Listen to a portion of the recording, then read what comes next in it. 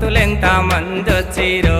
నా లింగ స్వామి భక్తులంతా కండ్ల చూడయ్యో నా లింగ స్వామి భక్తులంతా కండ్ల చూడయ్యో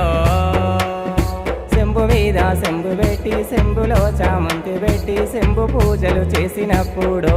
నా లింగ స్వామి పూజ కాడ హమ్మలేదాయే